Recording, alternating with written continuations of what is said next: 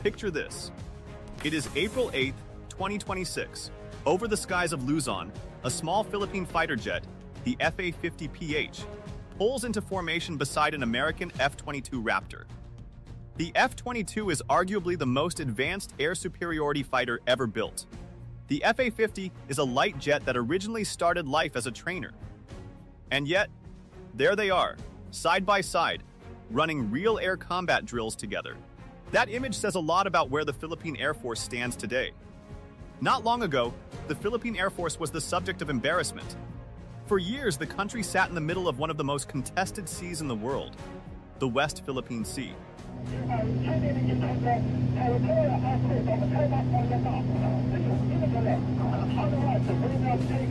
Without a single combat jet capable of intercepting a threat, China was building artificial islands. Tensions were rising, and Manila's Air Force was flying decades-old hand-me-downs. That era is ending. Slowly, imperfectly, but clearly. In 2026, the Philippine Air Force is in the middle of the biggest transformation in its modern history. New jets, new helicopters, new alliances, new exercises. The question is, how strong has it actually become?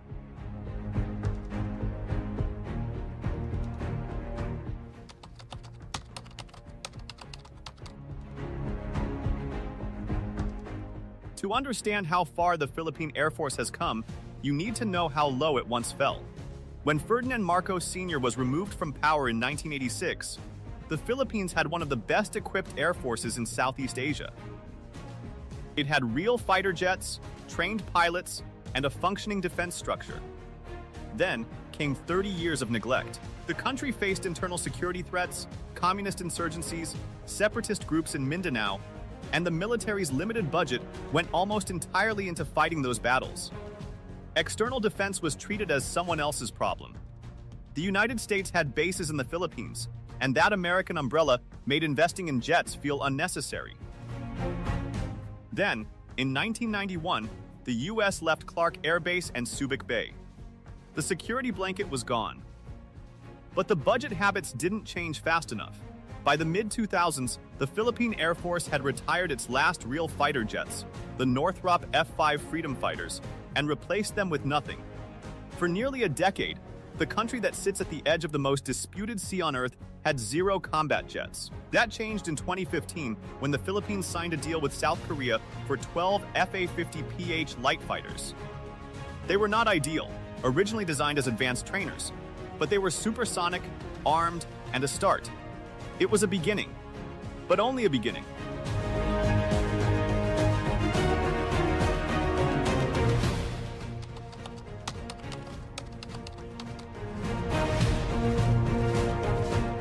Today, the FA-50PH is the backbone of Philippine air combat power, and the Air Force is doubling down on it.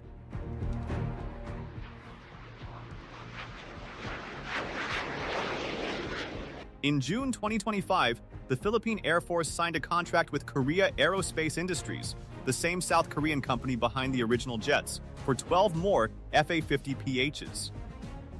This new batch is significantly upgraded. These jets will come with air-to-air refueling capability, advanced radar systems, and enhanced weapons integration. Deliveries are expected to begin in 2026 and continue until 2030.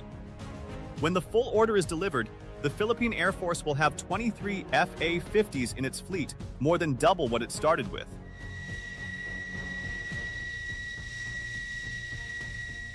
The cost of the 12-jet deal was reported at around $690 million. The FA-50 is not a heavy fighter. It flies at Mach 1.5, faster than sound, and it can carry air-to-air missiles, precision-guided bombs, and carry out maritime patrol missions. For a country whose biggest security concern is an adversary building islands in its exclusive economic zone, that is exactly what it needs right now. In the words of the PAF 5th Fighter Wing, the FA-50PH has proven its versatility and reliability in various operations, and this expansion underscores the Philippines' commitment to modernizing its defense forces and strengthening regional security. But here is where it gets even more interesting. In April 2026, the FA-50 flew alongside the F-22 Raptor during Exercise Cope Thunder 26-1, a bilateral drill involving more than 2,800 Philippine and American personnel across northern Luzon running from April 6 to 17. FA-50s and F-22s worked together on tactical air combat maneuvers over Basa Air Base. Two worlds met in that sky: light local jets and elite American stealth fighters. The point was not to make the FA-50 pretend to be an F-22. The point was integration. When Philippine pilots fly with American crews, they learn how American forces think, communicate, and fight. That knowledge does not disappear after the exercise ends. And if a real conflict ever comes in the South China Sea, that shared experience could be the difference between a coordinated response and chaos.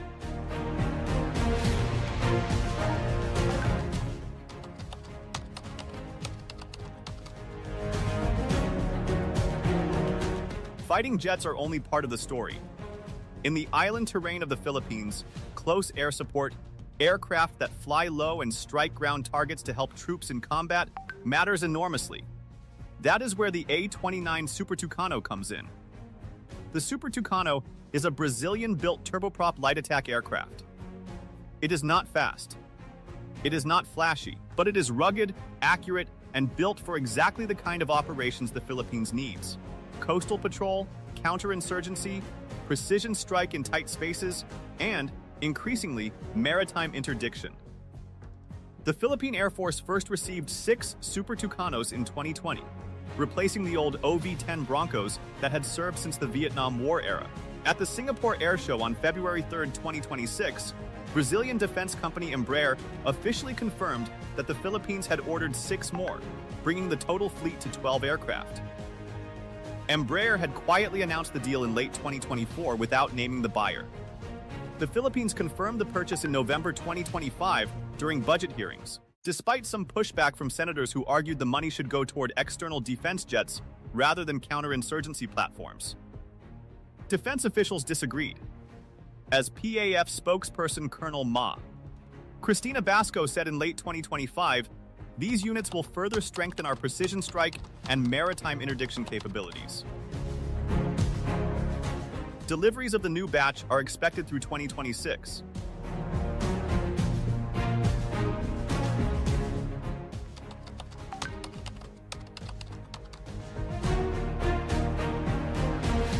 If you want a single symbol of the Philippine Air Force's transformation in recent years, look at the Black Hawk helicopter program.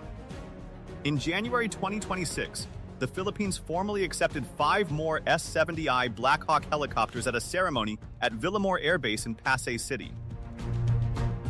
Along with the helicopters came 8 M134H Gatling heavy machine guns to arm them. These were the 5th batch of a 32 helicopter contract signed in 2022 with Lockheed Martin's Sikorsky Division. By January 2026, the PAF had received 25 of the 32 new Black Hawks under that contract. When all 32 are delivered, they will join the 15 Black Hawks already in service from an earlier procurement, giving the Philippine Air Force a total fleet of 47 S-70I Black Hawks.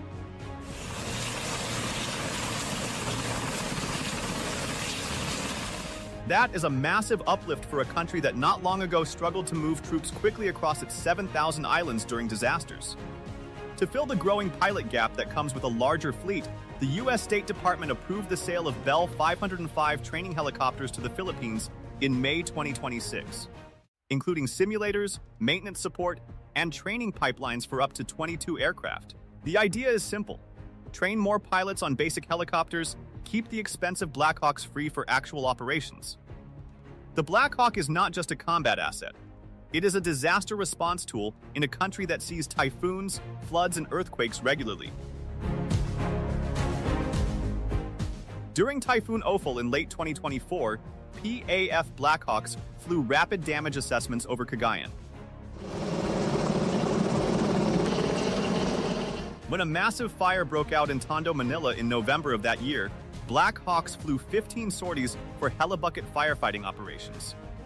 This aircraft serves the Filipino people directly, in war and in peace.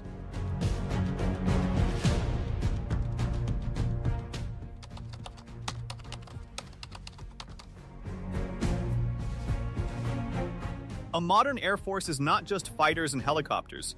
It needs to move people and equipment across vast distances quickly. For the Philippines, an archipelago spread over 300,000 square kilometers of sea, airlift is everything. In October 2023, the Philippines signed a deal for 3 brand new C-130J-30 Super Hercules transport aircraft from Lockheed Martin. These are not old hand-me-downs. The C-130J is the latest version of the legendary Hercules, more powerful, longer-ranged, and with advanced avionics. The stretch version ordered by the Philippines adds an extra 15 feet of cargo space compared to the standard model. All 3 aircraft are scheduled for delivery in 2026. The PAF also expects deliveries of additional CASA NC-212I light transport aircraft and Bell 412 multirole helicopters in 2026 and beyond. Together, these additions will strengthen the military's ability to move troops, supplies, and relief goods faster and farther across the archipelago.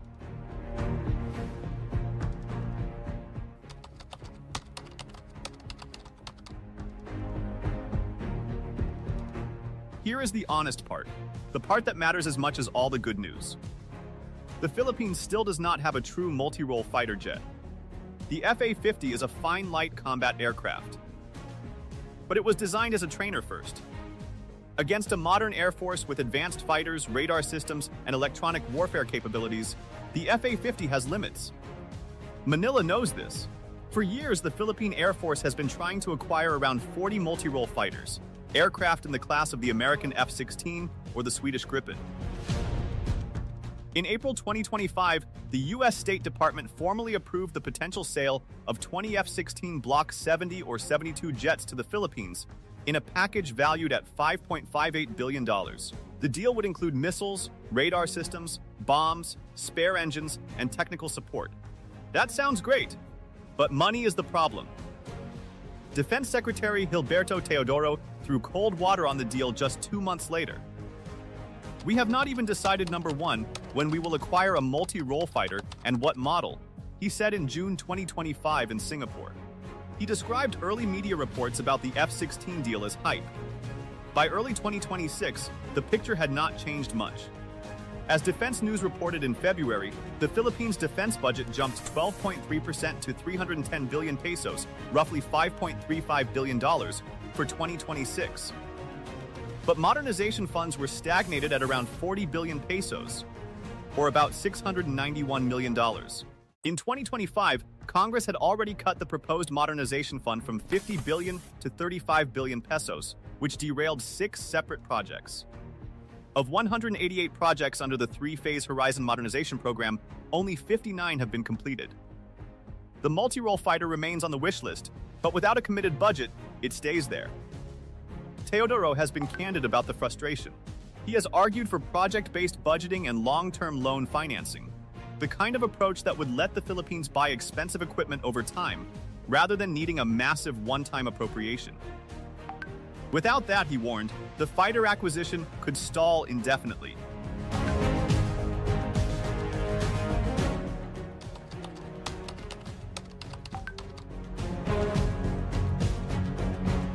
Here is something that gets missed in many analyses of the Philippine Air Force. The bilateral alliance with the United States is itself a form of air power. Cope Thunder 26-1 was not just a training exercise, it was a message. When American F-22 Raptors fly alongside Philippine FA-50s over Luzon, the message to Beijing is clear. Attacking the Philippines means dealing with the United States. That deterrence factor does not appear on any fleet list, but it is real. The alliance has been deepening rapidly. In 2023, the two countries updated their bilateral defense guidelines, the framework document that defines how they cooperate. Training exchanges, joint exercises, and expanded operational activities were all identified as central priorities. The Cope Thunder exercises have become an annual fixture, with the 2026 iteration bringing more than 2,800 personnel from both sides. Beyond exercises, the U.S. has approved several arms sales that directly strengthen Philippine air power. The F-16 proposal, the Bell 505 training helicopters, and earlier approvals for Black Hawks and surveillance systems. Even when the Philippines has not yet pulled the trigger on every purchase, American political approval signals strategic trust, which matters in the diplomatic game being played in the South China Sea.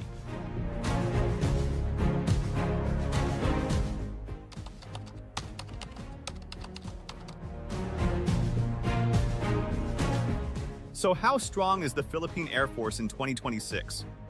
The honest answer is strong enough to patrol, deter low-level threats, and fight alongside allies, but not yet strong enough to independently defend Philippine airspace against a high-end adversary like China's People's Liberation Army Air Force. What the Philippine Air Force has right now is a layered, improving force. It has fast jets for intercept and maritime patrol in the FA-50. It has ground attack punch with the A-29 Super Tucano. It has an expanding helicopter fleet for mobility and disaster response. It has a growing airlift capacity with the incoming C-130Js. And it has a deepening partnership with the most powerful air force in the world. What it still lacks is a true multirole fighter with beyond visual range combat capability. It lacks an airborne early warning aircraft, a platform that can look hundreds of kilometers ahead and control the battle. It lacks aerial refueling tankers that would let its jets stay in the air longer and cover more ocean. The comprehensive archipelagic defense concept, the Philippine military's guiding doctrine, is built around deterring threats through a credible, multi-layered defense. For air power, that means the Philippine Air Force needs to become genuinely capable in both quantity and quality, not just in bilateral exercises, but in solo operations. It is getting there. But the road is still long.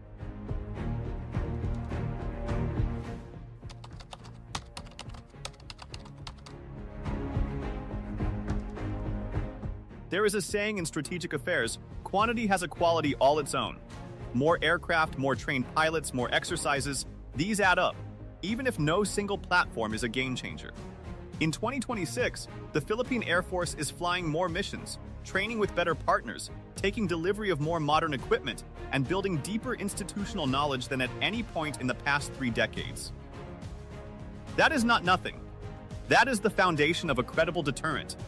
Whether that foundation becomes a real fortress or remains a work in progress depends less on military hardware than on political will and budget commitment. As Defense Secretary Teodoro put it, with a bluntness rarely heard from defense officials, "Give me the funds today, I'll make the decision." The sky over Luzon has changed.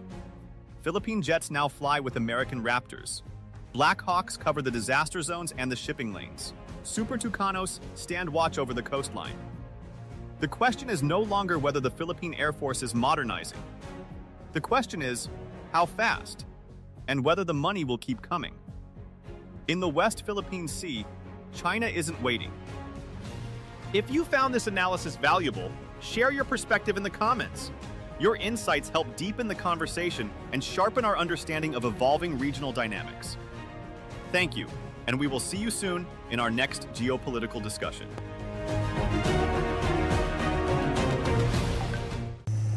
菲律宾军机，这里是中国赤光礁，已接近中国岛礁，为避免误判。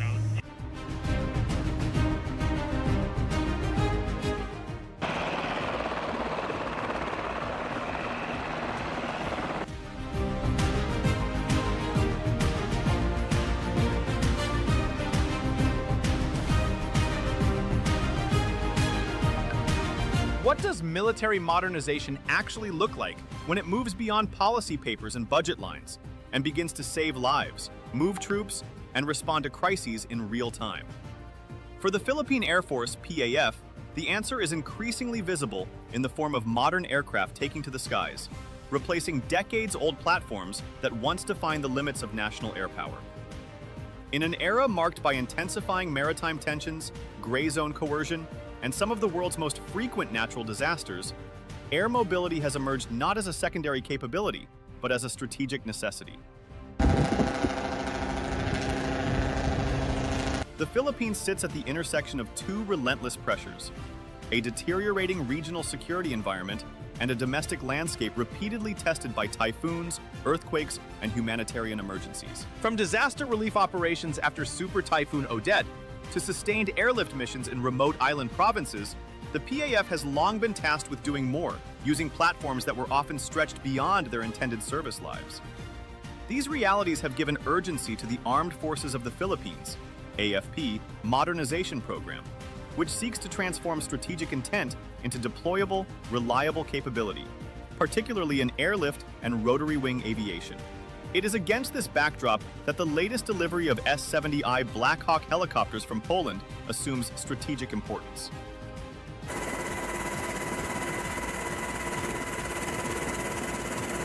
Far more than a routine procurement, the arrival of these aircraft marks a decisive step in reshaping the PAF's operational backbone. The Black Hawk, globally recognized for its performance in combat zones, disaster response missions, and multinational operations, brings a level of speed, payload, survivability, and reliability that legacy platforms could not sustain. In recent disaster responses alone, modern helicopters have demonstrated how hours saved in deployment translate directly into lives saved on the ground.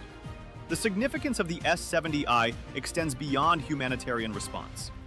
As the Philippines strengthens its posture in the West Philippine Sea and deepens defense cooperation with allies through exercises such as Balikatan, air mobility and rapid deployment have become indispensable enablers of deterrence and presence.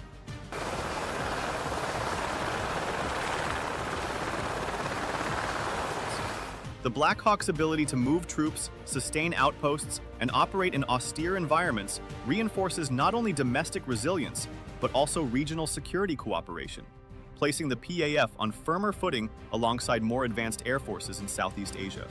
Equally important, the delivery shows a broader institutional shift. For decades, modernization in the Philippine military was often discussed in aspirational terms, delayed by fiscal constraints and competing priorities. Today, the sight of new-build S-70I Blackhawks, manufactured by PZL Mielec in Poland and integrated into active squadrons, signals that modernization is no longer theoretical. It is operational, measurable, and increasingly aligned with the Philippines' real-world security and humanitarian demands. The arrival of the latest S-70I Blackhawks illustrates how air power modernization bridges the gap between strategy and readiness. It reflects a Philippine Air Force that is not merely upgrading equipment, but redefining how it responds to crises, defends national sovereignty, and operates as a credible partner in a complex and contested region. Central to this shift is the Armed Forces of the Philippines, AFP Modernization Program, which has evolved from a largely conceptual framework into a structured, phased capability-building effort. The program recognizes that air mobility is not a luxury, but a necessity for national defense, disaster response, and sovereignty protection. In a country comprising more than 7,600 islands, helicopters are often the only means of rapidly moving troops, equipment, and humanitarian aid. The arrival of additional S-70I Blackhawks directly strengthens this core capability, enabling the PAF to operate with greater speed, reliability, and safety across the full spectrum of missions. The strategic value of the Black Hawk fleet is best understood in the context of the Philippines' operational environment. The country experiences an average of more than 20 typhoons annually, alongside earthquakes, volcanic eruptions, flooding, and landslides. Each of these events places immediate demands on airlift capacity, often across remote or inaccessible terrain. Simultaneously, maritime security challenges in the West Philippine Sea require sustained presence, rapid troop rotation, and logistical support to isolated outposts. The S-70I Blackhawk is uniquely suited to operate across these diverse mission sets, allowing the PAF to respond without diverting scarce resources or compromising readiness elsewhere. The acquisition of the S-70I falls under the revised AFP Modernization Program, particularly the Horizon 2 and Horizon 3 phases, which emphasize mobility, survivability, and force projection. These priorities were shaped by hard lessons learned during past operations. Especially large-scale disaster responses where insufficient lift capacity delayed relief efforts and exposed the limitations of aging aircraft. The prolonged reliance on UH-1 Huey helicopters, many of which had exceeded their intended service life, highlighted the urgent need for replacement with a modern, standardized platform capable of sustained high-tempo operations.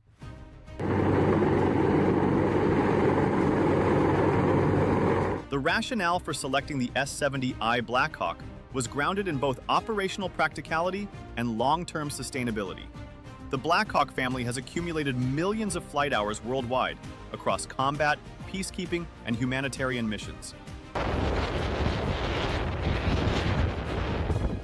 Its widespread adoption by allied and partner nations ensures a mature support ecosystem, access to spare parts, and a deep pool of training and operational knowledge. For the PAF, this translates into lower risk, predictable lifecycle costs, and interoperability with partners, an increasingly important factor as the Philippines expands joint exercises and security cooperation. Procurement of the S-70I began with an initial contract signed in 2019, followed by successive deliveries between 2020 and 2023. As confidence in the platform grew, follow-on orders were placed, culminating in the latest batch that brought the total fleet to more than 30 aircraft. This scale is transformative. For the first time, the PAF operates a large, standardized helicopter fleet rather than a fragmented mix of types and vintages. Standardization reduces logistical complexity, simplifies training pipelines, and allows maintenance resources to be concentrated rather than dispersed across multiple platforms. A distinctive feature of the acquisition is the role of Poland as the manufacturing source. The S-70I helicopters are produced by PZL Mielec, a Lockheed Martin subsidiary that has emerged as a key node in the global Blackhawk production network. For the Philippines, sourcing from PZL Mielec offers several advantages. The aircraft are new build rather than refurbished, ensuring longer service life and reduced structural risk. NATO standard manufacturing and quality assurance provide confidence in durability and reliability. Strategically, the arrangement reflects Manila's effort to diversify defense suppliers while maintaining interoperability with US-aligned systems. Technically, the S-70I represents a generational leap for the PAF. Powered by twin General Electric T700 GE 701D engines, the helicopter delivers strong performance in hot, humid, and high-altitude conditions, an essential requirement for Philippine geography. With an external payload capacity of approximately 4,100 kilograms and the ability to carry up to 11 fully equipped troops, the Blackhawk dramatically expands lift capability. Its cruising speed of around 280 kilometers per hour and range approaching 590 kilometers enable rapid response across vast distances, while endurance of up to 3 hours supports extended operations. Equally significant are the aircraft's avionics and survivability features. The S-70I's glass cockpit, digital flight displays, and advanced navigation systems reduce pilot workload and improve situational awareness, particularly during night or adverse weather operations. Secure communications allow integration into joint command networks, while night vision goggle compatibility enables continuous operations. Crash-worthy seating, fuel systems, and structural design significantly enhance crew survivability, addressing long-standing safety concerns associated with legacy helicopters.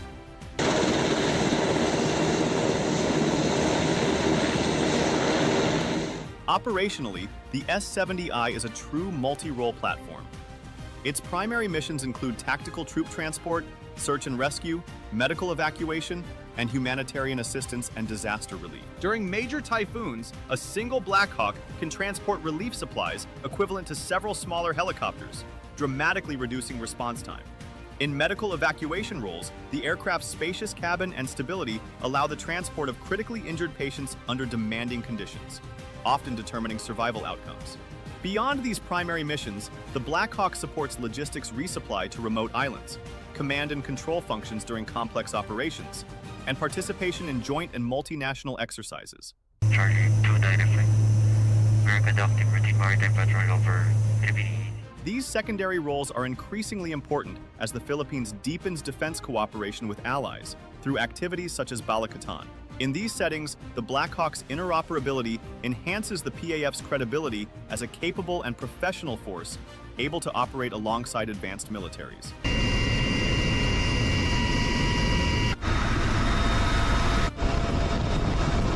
Comparison with legacy platforms shows the scale of modernization. The UH-1 Huey, while iconic, offered limited payload, lower speed, and increasing accident risk due to aging systems and airframes. The S-70I nearly doubles payload capacity, offers superior range and speed, and incorporates modern safety systems that significantly reduce operational risk.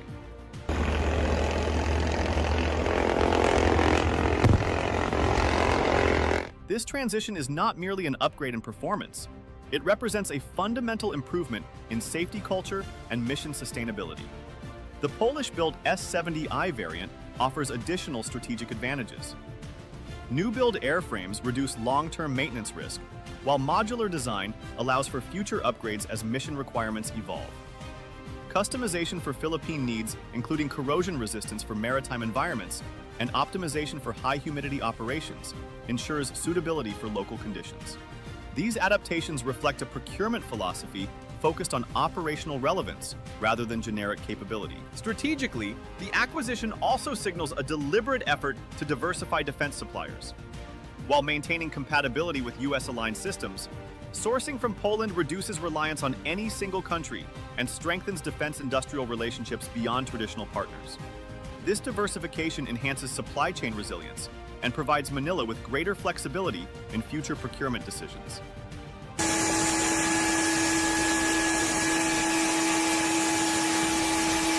The impact of the expanded Black Hawk fleet on PAF readiness has been immediate. Rapid deployment capability has improved, disaster response times have shortened, and aircraft availability rates have increased. Maintenance downtime has decreased relative to aging platforms, allowing more consistent operational output.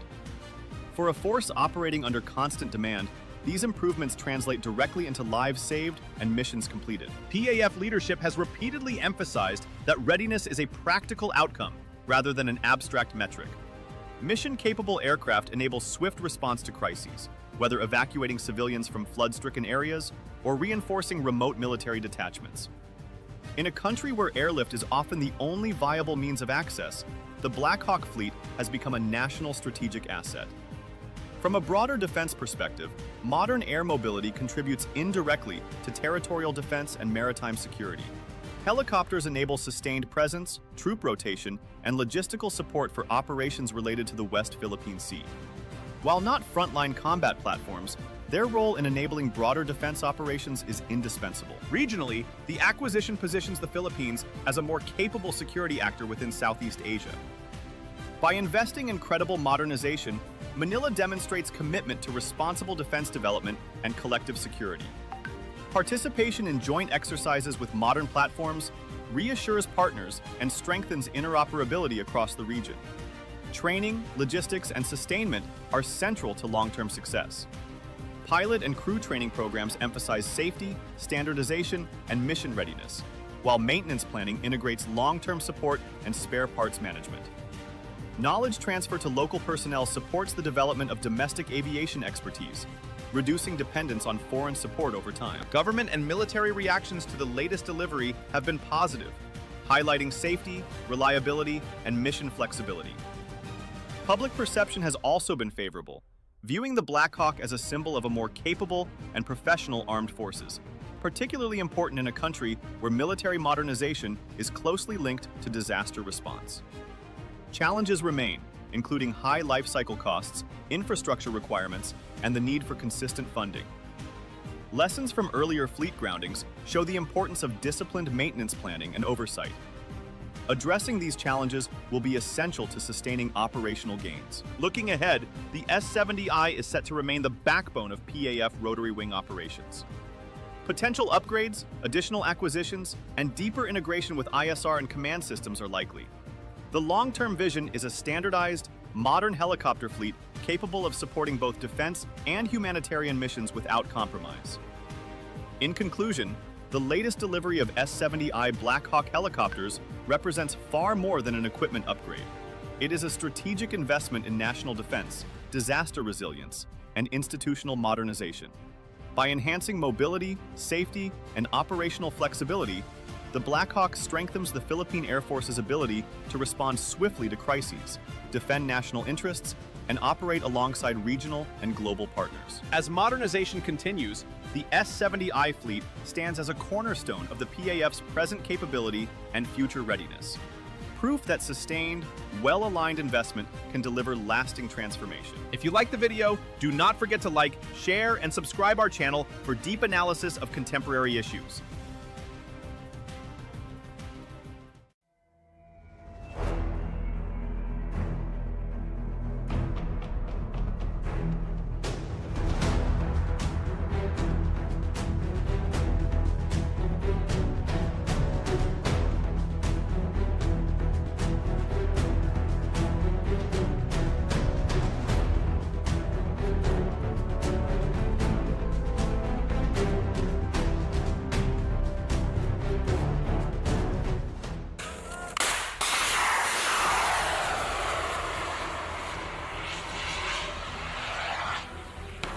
the security map of the Indo-Pacific is changing fast. And the Philippines is right in the middle of it. For decades, the Philippine military mostly looked inward. Its main job was fighting rebels, terrorists, and other internal threats. Counterinsurgency operations and domestic security shaped almost everything about how the country planned for war.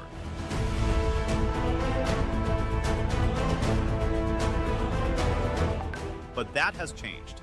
Today, the Philippine Army is openly training for something very different. It is preparing for airborne assaults, amphibious landings, and full multi-domain warfare. This is not just another military update. It is one of the biggest shifts in Philippine defense thinking in decades.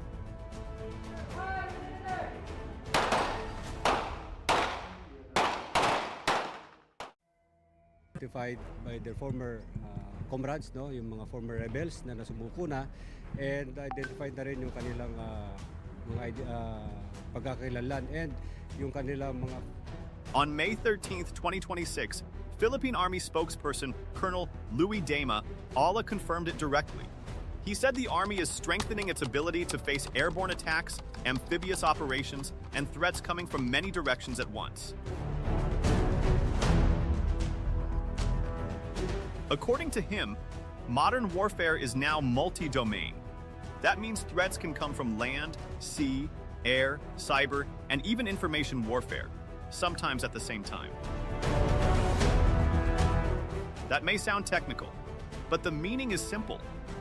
The Philippines is preparing for a future where enemy forces could try to seize islands, attack coastal areas, or drop troops behind defensive lines using helicopters, transport planes, or warships.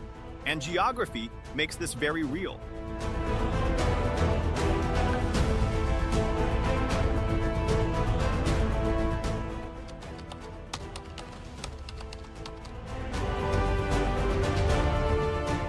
The Philippines is made up of more than 7,600 islands. Any hostile force trying to push into Philippine territory would almost certainly use sea routes, airborne insertions, or both. That single fact shapes everything.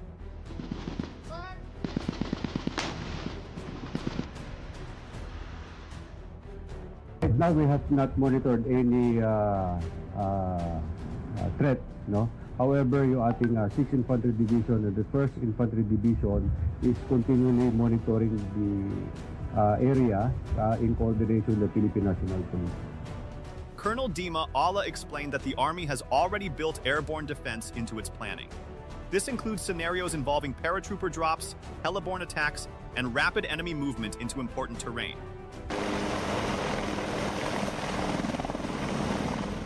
He also said coastal and littoral defense is now a major focus, because the most likely route for any attacker is across the sea.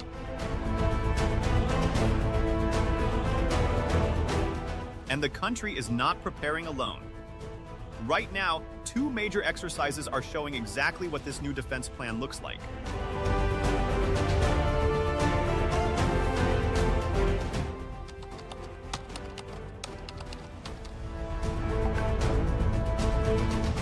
For more than 3 decades, Balikatan has stood as a living testament to the partnership between the Philippines and the United States.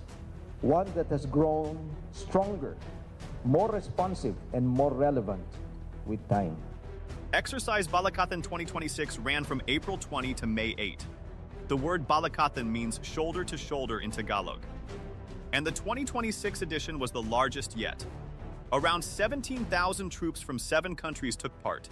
That included forces from the Philippines, the United States, Japan, Australia, New Zealand, Canada, and France.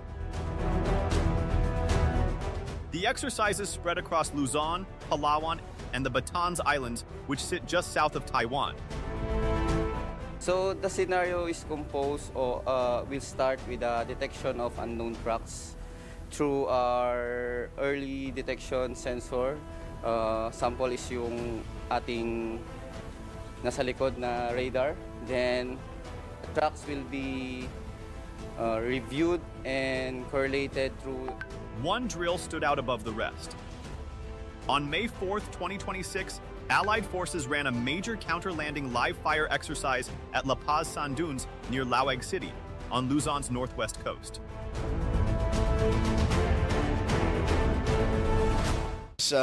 This area is very important because, as we all know, Palawan is facing the West Philippine Sea, and it's just across the Kalayaan Island Group, which of course we are defending as our exclusive economic zone and where we get our resources, food and energy resources. No? So it's really very important that we defend this territory of the Philippines. This site sits less than 400 miles from the southern tip of Taiwan. The location was no accident. During the drill, target drones designed to look like Chinese ZBD-05 amphibious assault vehicles moved toward the beach. American, Filipino, Japanese, and Canadian troops worked as one team to stop them. About 700 U.S. soldiers and Marines, 250 Philippine troops, 60 Japanese members of the Amphibious Rapid Deployment Brigade, and 50 Canadians from the Princess Patricia's Canadian Light Infantry joined the operation.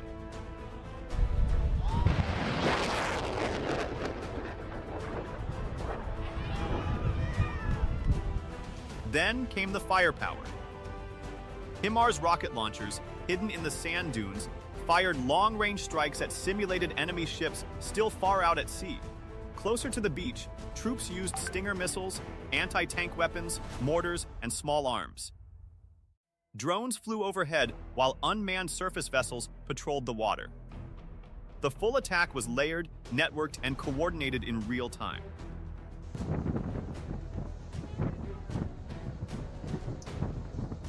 The U.S. Army calls this new defense idea Littoral Deep Battle. It was built using lessons from Ukraine's fight against Russia's much larger Black Sea fleet. The goal is simple: hit the enemy at long range first, wear them down before they reach shore.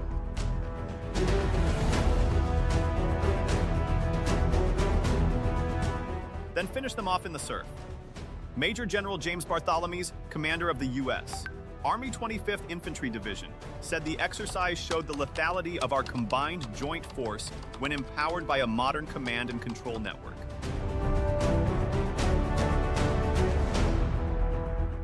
Philippine Marine Corps Colonel Dennis Hernandez summed it up even more clearly. He said beach defense requires seamless integration across services and with allies.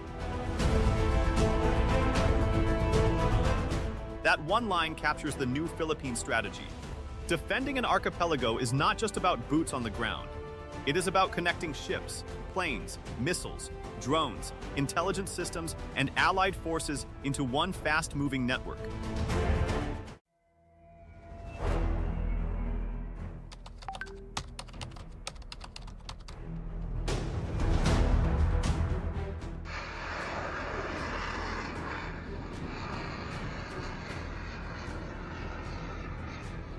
On May 5, 2026, the alliance went a step further. U.S. and Philippine forces conducted a live-fire Tomahawk cruise missile strike from the ground-based Typhoon system. The missile was launched near Tacloban, in the central Philippines. It traveled about 600 kilometers and hit a target at Fort Magsaysay in Nueva Ecija. This was not just a test. From northern Luzon, a Typhoon launcher loaded with Tomahawks can strike across the South China Sea. China has called the system a strategic offensive weapon and has demanded that Manila remove it. The Philippines has refused.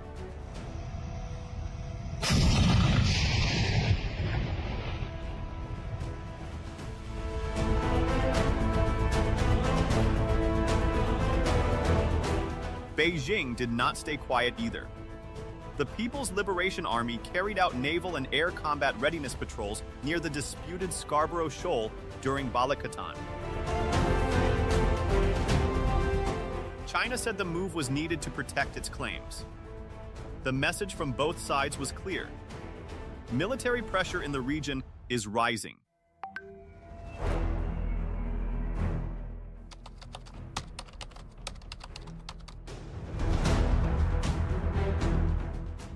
So from mere training, our exercise has transformed into rehearsals of the real-world operations. They sharpen decision-making, validate our doctrines, and test the capabilities we have developed through our modernization efforts. While Balikatan focused on coastal defense, another exercise built the inside engine of the Philippine Army. Exercise Salaknib 26 at Fort Magsaysay. The word Salaknib means shield in the Ilocano language. The 2026 edition was the largest in history. More than 7,000 troops from the Philippines, the United States, Japan, and Australia took part. Japan and Australia joined as full participants for the first time. Philippine Army Vice Commander Major General Efren Morados said the exercise reflected a convergence of capabilities, experience, and results aimed at enhancing our collective defense readiness. One scene from Salaknib showed the future clearly. U.S. Army troops trained to sling-load M1301 infantry squad vehicles under CH-47 Chinook helicopters.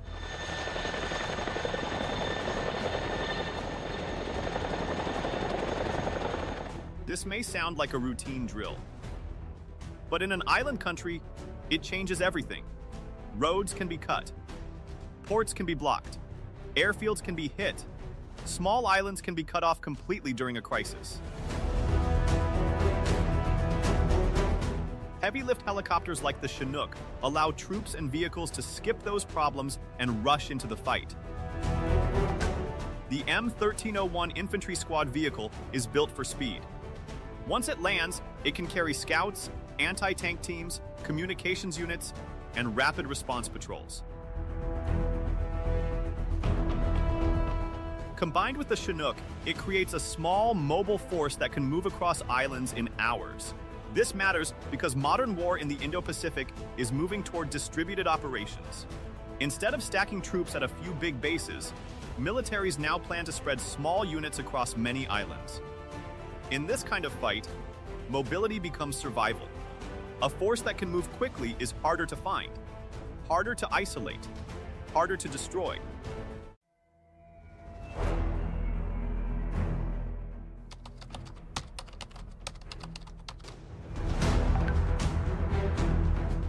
Something deeper is happening around these drills. 5 years ago, Balikatan and Salaknib were mostly Philippine-American events. Today, they look like rehearsals for a real regional defense plan. Japan's Amphibious Rapid Deployment Brigade is now training inside the Philippines for the first time in modern history. Colonel Tomino Sho, who commanded the Japanese unit during the counter-landing drill, told USNI News he was proud that Japanese and Filipino forces could train together with such precision.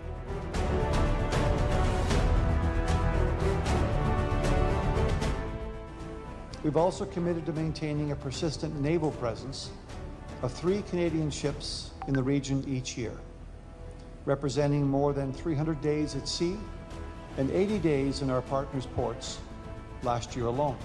Australia and Canada are also stepping up. Canada is now the 3rd largest contributor to Balikatan after signing a status of visiting forces agreement with the Philippines in 2025. France and New Zealand joined as well. Philippine Armed Forces Chief General Romeo Bronner Jr. described the meaning behind it all. He said the real value of these exercises is showcasing our resolve to work together to defend the Philippine archipelago and to uphold the rules-based international order. That is the message Manila wants the region to hear.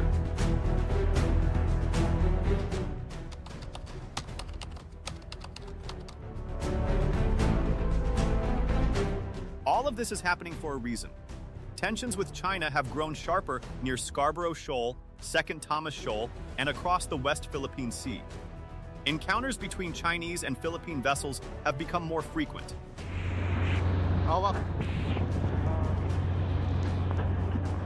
Pressure near Taiwan continues to rise, so the Philippines has shifted its plan.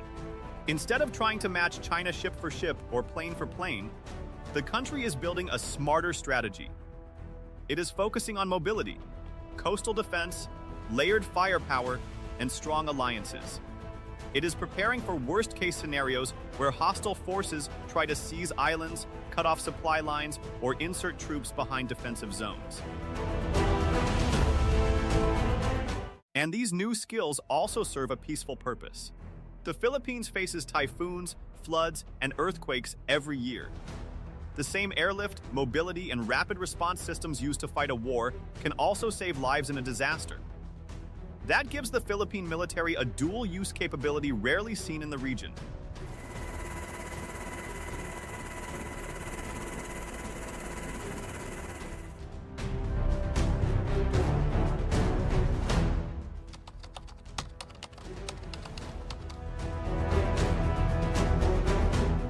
Still, the heart of this transformation is military. The Philippine Army openly says it is shifting from a force focused only on internal security to one capable of full multi-domain operations. That means working with the Navy, Air Force, Marines, cyber units, drone teams, and allied militaries as one connected system. Balikatan is no longer a symbolic exercise. Salaknib is no longer just a training event. Together, they look like the early shape of an integrated defense network across the first island chain. The exercises are larger, the technology is sharper, the political message is clearer. The Philippines wants future adversaries to understand one simple thing. Its islands will not be easy to attack, not easy to isolate, not easy to pressure. This does not mean conflict is inevitable, but it does mean the country is entering a new era of deterrence, readiness, and alliance coordination. And for the Philippine Army, the mission is changing fast. It is no longer training only for jungle fights or local insurgencies. It is preparing for airborne threats, amphibious assaults, dispersed warfare, and operations across one of the most complex maritime regions on Earth. This is the biggest shift in Philippine military thinking in a generation. And through Balikatan, Salaknib, and a growing circle of allies, the country is making one message very clear. If a crisis ever comes, the Philippines will not stand alone.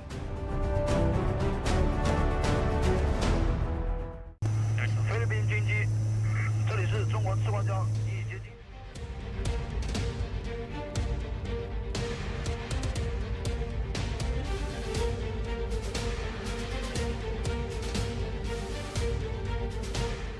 Lane 1.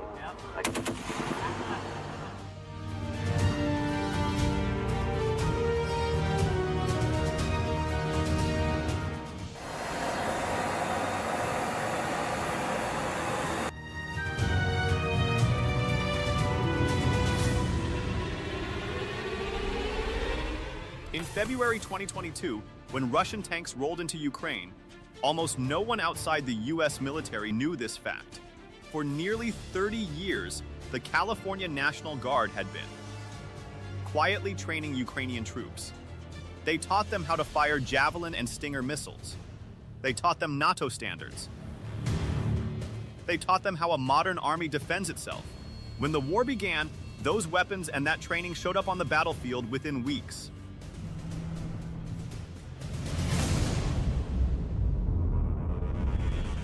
That was not a coincidence. It was a program.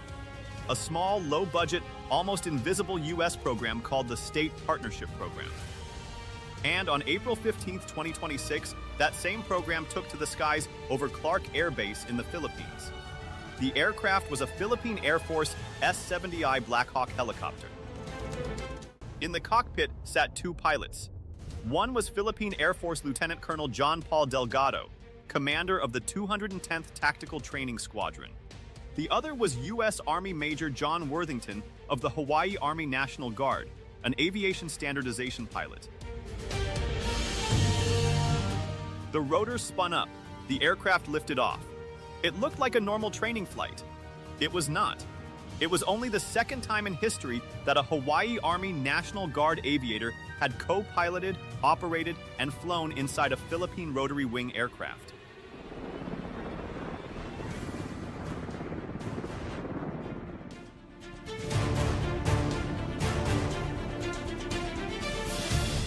Two militaries, one cockpit, same controls, same mission. To understand why this small flight matters so much and why Beijing is paying attention, you have to understand the full story behind it.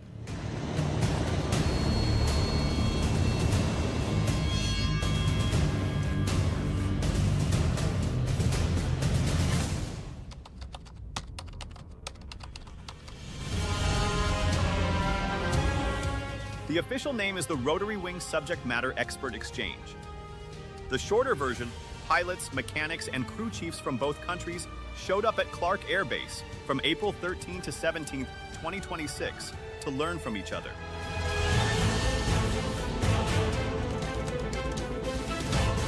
The Hawaii Army National Guard sent its aviation experts. The Philippines sent members of the 205th Tactical Helicopter Wing. Together, they worked on three things: flying, fixing, and fighting. First, the flying.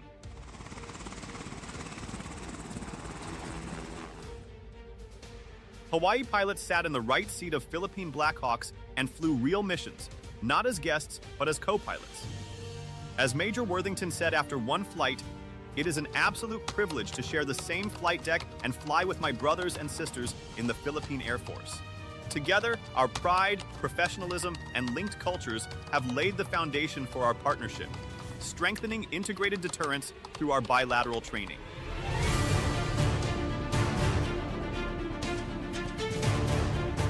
Second, the fixing. Both sides compared notes on the H-60M Blackhawk variant, logistics, repair processes, standard procedures. The goal: if a Hawaii crew lands at a Philippine airbase tomorrow, they should plug right into the local maintenance system. Third, the fighting. The Philippine Air Force recently bought a new weapon, the M134D minigun, a heavy, fast-firing system designed to mount on a helicopter door.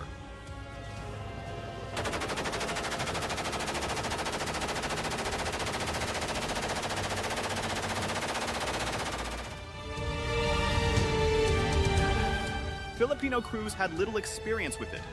So U.S. Air Force Master Sergeant Austin McConnell of the Hawaii Air National Guard, who knows the M134D inside out, ran hands-on training sessions for them. This is what military exchanges actually look like. No press conference. No giant banner. Just two crews building real skill at the same time.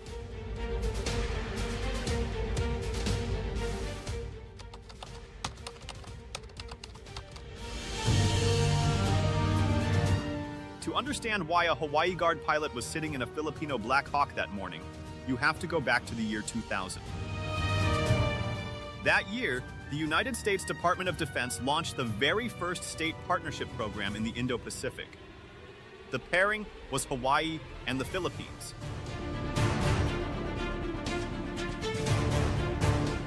"25 years later, it is still the longest-running state partnership in the region. As Major General Stephen Logan, the Adjutant General of Hawaii, said during the 25th anniversary celebration at Clark Air Base in September 2025, this 25-year partnership is the first and longest continuous state partnership in the Indo-Pacific. It's a quarter century of steady engagement, cooperation, and deep friendship.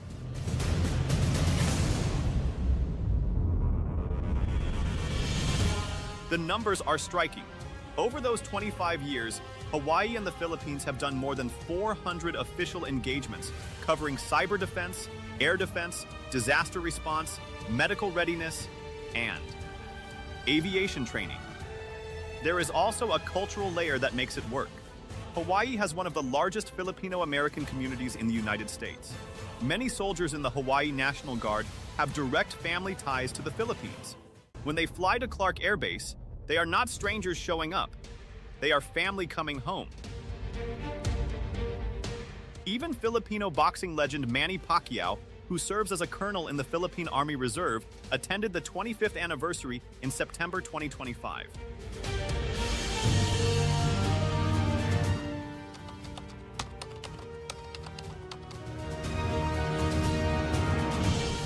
The State Partnership Program is one of those rare government efforts that punches far above its weight. It started in 1993 with 3 pairings: Maryland with Estonia, Michigan with Latvia, and Pennsylvania with Lithuania. The original goal was to help newly independent countries that had just escaped the Soviet Union build modern, democratic militaries.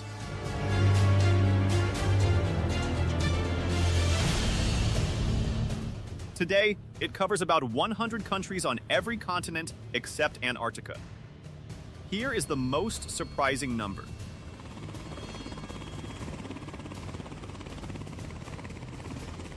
There is nothing more important than family, and for those of us in uniform, family makes our service possible.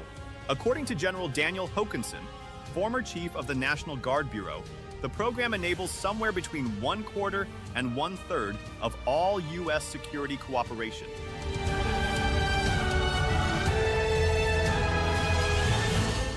Engagements around the world while using just 1% of the security cooperation budget. 1% of the money, 1/3 of the relationships. Ukraine and the United States of America. The Ukraine case is the textbook example. The California National Guard partnered with Ukraine in 1993, just 2 years after Ukraine became independent. For nearly 30 years, California Guardsmen quietly trained Ukrainian soldiers in NATO standards and in weapons like Javelin and Stinger missiles. When Russia invaded in 2022, those weapons and that training were ready. Many analysts believe that long, quiet partnership helped Ukraine survive the first months of the war. That is the lesson Manila has clearly internalized.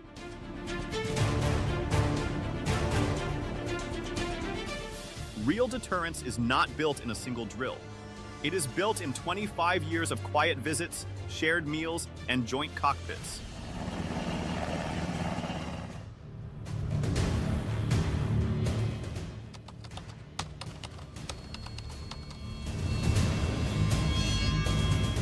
A helicopter exchange might sound like a small thing. In normal times, it would be. But these are not normal times in the West Philippine Sea.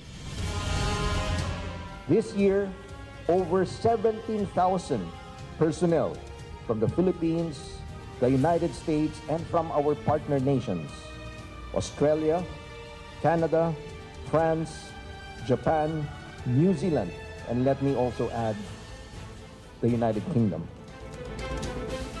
We stand shoulder to shoulder in this exercise. Just days after the Clark exchange ended, the much bigger Balikatan 41 2026 exercise kicked off across the Philippines. That drill brought together more than 17,000 troops from 7 nations. American HIMARS rockets fired into the South China Sea. Japanese forces prepared to launch a live anti-ship missile in a foreign drill for the first time. Filipino, US, Australian, and New Zealand troops fought a mock beach defense at Apurawan in Palawan. All of this happened in the same window of April 2026. None of it was an accident. In fact, the helicopter exchange ran on the same airbase. This is in preparation for us in the future in acquiring multirole fighter aircraft, much capable multirole fighter. In the same days as another major U.S. Philippine air exercise, Cope Thunder 26-1.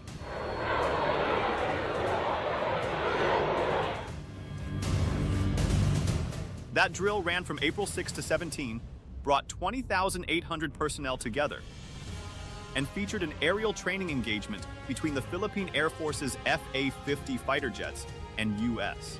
Pacific Air Force's F-22 Raptors. Security is not the concern of one, but the responsibility of many.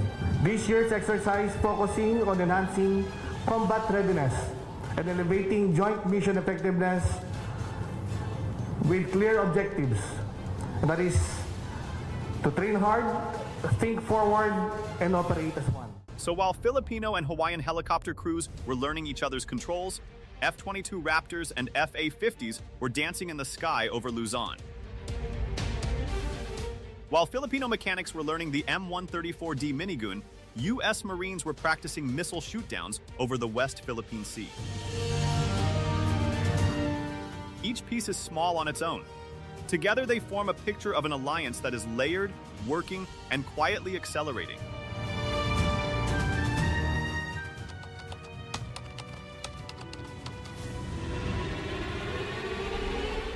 Major Worthington used a specific phrase when he talked about the cockpit exchange. He said it was strengthening integrated deterrence. That phrase is not casual. It is the official U.S. defense strategy in the Indo-Pacific. The 2022 U.S. National Defense Strategy laid it out clearly. Integrated deterrence means weaving together every tool a country has. Alliances, training, technology, posture even, disaster relief, into a single web that makes any attack on a partner too costly to be worth trying.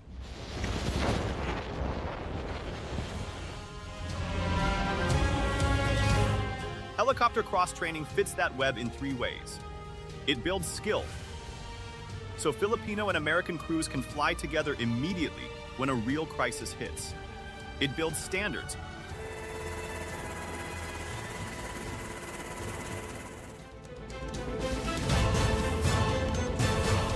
so both forces can support each other anywhere in the region.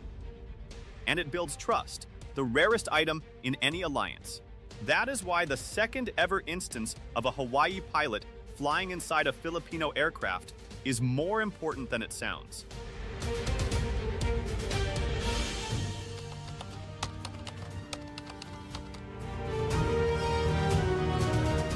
There is one more layer that often gets missed in defense reporting. I think there is, if ever there is. Philippine Defense Secretary Gilberto Teodoro Jr. has been pushing what he calls functional replication of reserve forces. In simple words, he wants Filipino reservists, part-time citizen soldiers, to be ready to perform like full-time active soldiers. The Philippines does not have the population or the budget for a huge standing army, so it has to make its reserve force much stronger. The Hawaii National Guard is one of the best models in the world for exactly that. Guard soldiers in the United States have civilian jobs and weekend training, but they deploy on real missions, fly real aircraft, and respond to real disasters. They are exactly the kind of force the Philippines wants to build. As Major General Logan said at the anniversary, through hundreds of exchanges, our guardsmen embody bayanihan, unity and friendship.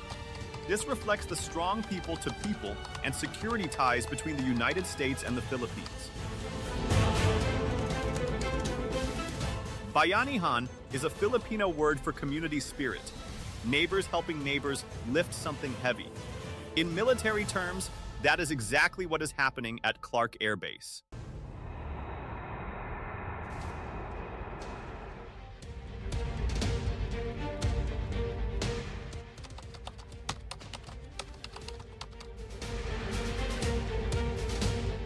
Step back, and the Clark Air Base helicopter exchange tells us 3 big things about where the Indo-Pacific is heading. First, the United States is investing in long-term relationships, not just big-dollar weapon sales. A 25-year partnership produces something a missile system cannot: instinct. When a Hawaii pilot and a Filipino pilot share the same cockpit on a normal Tuesday, that is years of cultural and professional alignment paying off. Second, the Philippines is no longer waiting passively. Its Air Force is buying new weapons like the M134D minigun. Its Army and Marines are training in counter-landing drills. Its missile units are firing BrahMos for the first time.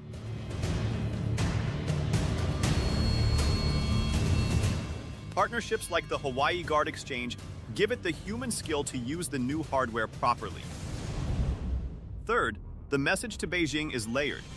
Big drills like Balikatan grab the headlines, but the smaller exchanges, like a Hawaii pilot flying with a Filipino squadron commander, quietly build the connective tissue that holds an alliance together year after year. China can see the headlines. It cannot easily see the trust.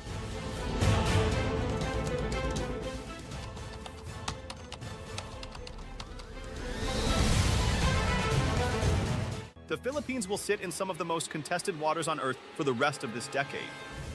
That reality will not change. What can change is whether Manila stands alone or stands inside a network.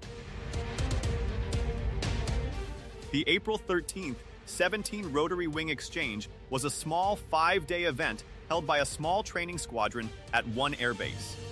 It will not be a top story on the evening news. It will not appear on Chinese surveillance dashboards as a major threat.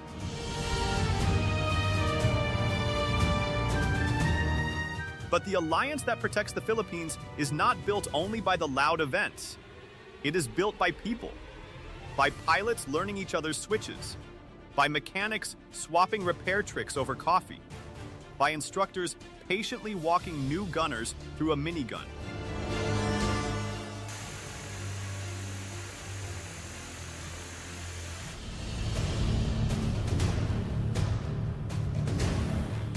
By 25 years of typhoons faced together and friendships maintained over thousands of miles of ocean. The story of the California Guard in Ukraine reminds us how this works.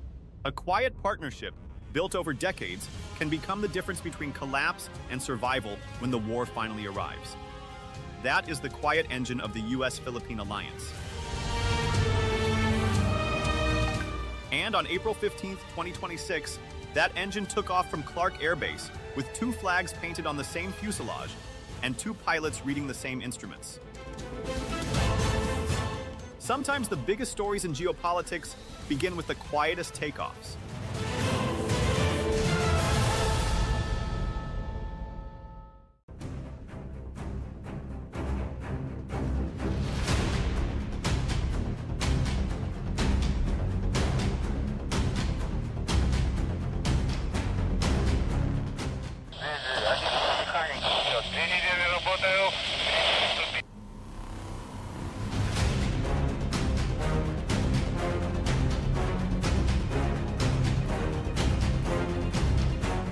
We cannot afford to be blind in our own waters. That was how one Philippine defense official reportedly framed it this week, and honestly, that line hits hard. Because here's the real question. What happens when the world's most contested waters sit right at your doorstep? Storm passes? Or do you finally decide to anchor yourself firmly in the middle of it? This week, the Philippines chose the second option. In the latest move that's sending ripples across the Indo-Pacific, Manila inaugurated the Mahatao Forward Operating Base near the Luzon Strait, that narrow, deep water corridor between Luzon and Taiwan where global trade ships pass silently by day and warships glide through at night. It's not just another base. It's a statement, a very deliberate one. The Luzon Strait isn't some random patch of blue on the map. It connects the South China Sea to the open Pacific. Oil tankers, container ships, submarines, aircraft carriers, they all move through this space. If tensions ever spiral in the Taiwan Strait, this passage becomes critical in hours, not days. Think of it like a highway interchange during rush hour. Whoever controls visibility and access there doesn't just monitor traffic, they shape it. And for years, the Philippines has watched this corridor from a distance. Sometimes cautiously, sometimes nervously. But things have changed. China's growing naval footprint in the South China Sea, from Coast Guard deployments to gray zone pressure tactics, has pushed Manila into a different strategic mindset. This isn't the Philippines of a decade ago, hedging quietly. This is a country recalibrating its defense posture in real time. Mahatao, located in Batanes province, sits almost at the northern edge of the Philippine archipelago. On a clear day, locals say you can almost feel how close Taiwan is. Fishermen there have long understood that geography is destiny. Now, that understanding has turned into infrastructure. This new facility strengthens maritime domain awareness. It improves response times. It deepens coordination with allies, particularly the United States and Japan, who see the Luzon Strait as a strategic artery in any regional contingency. And yes, it signals to Beijing that Manila is no longer comfortable playing the peripheral actor. There's something human about this shift too. For decades, the Philippines has balanced between asserting sovereignty and avoiding escalation. It has tried dialogue. It has absorbed pressure. It has tested accommodation. But deterrence, real, visible deterrence, requires presence. And presence requires steel, radar, runways, and resolve. This isn't about provocation. It's about positioning. The inauguration of the Mahatao Forward Operating Base marks more than a construction milestone. It marks a psychological shift. A country that once hesitated is now preparing. A maritime state is finally reinforcing its northern gate. So the real question isn't whether this base changes the strategic equation. It already does. The deeper question is whether this move stabilizes a fragile balance in the Indo-Pacific or pushes the region one step closer to something far more kinetic. Either way, the Luzon Strait just got a lot more consequential.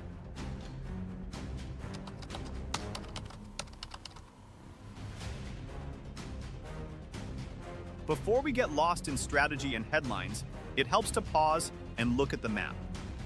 Geography has a way of explaining politics better than any press conference ever could.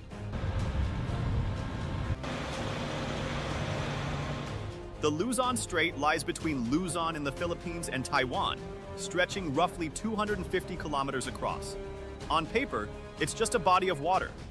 In reality, it's a narrow gateway connecting the South China Sea to the Western Pacific. That alone makes it powerful.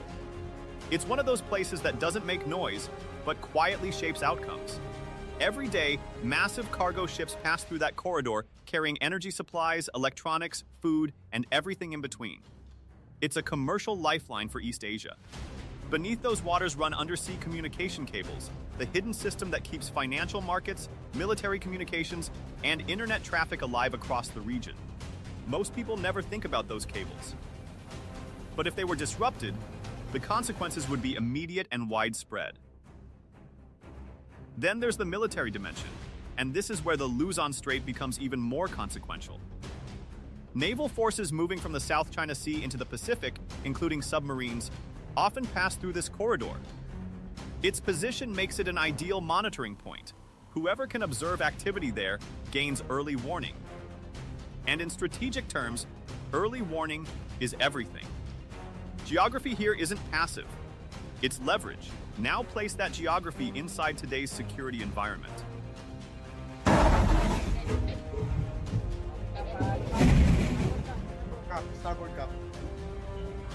Tensions between Manila and Beijing have steadily intensified over the South China Sea.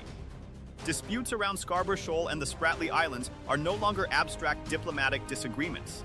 They play out at sea, often involving direct encounters between vessels. Chinese Coast Guard ships have been recorded operating as close as 43 kilometers from the Philippine coastline. That proximity shifts the psychological landscape. It no longer feels distant or theoretical. It feels immediate. At the same time, China has increased its naval and air activity in and around the Taiwan Strait. Exercises such as Strait Thunder 2025A may be framed as routine drills. But from Manila's perspective, they signal a rising tempo of military preparedness in its near periphery. When major power competition intensifies just north and west of your territory, you don't have the luxury of detachment. This broader environment has shaped Philippine defense policy in noticeable ways. For decades, the armed forces of the Philippines focused largely on internal security challenges. External defense modernization moved slowly. That trajectory has changed. The acquisition of the BrahMos anti-ship missile system was a clear pivot toward deterrence by denial. The ability to impose costs on hostile naval forces operating near Philippine waters. Additional investments, including guided missile corvettes and surveillance upgrades, reinforce this shift toward building credible maritime defense capability. Alliances have also regained strategic weight. The 1951 Mutual Defense Treaty with the United States is no longer treated as symbolic architecture from the Cold War era. It has evolved into an operational framework with expanded exercises, planning coordination, and defense dialogues. Interoperability is no longer aspirational, it is being institutionalized. Seen together, geography, rising regional tensions, and a modernization drive converge into a single logic. The Luzon Strait is not a peripheral space. It is a strategic hinge. And in a moment when the Indo-Pacific balance feels increasingly fragile, hinges become focal points.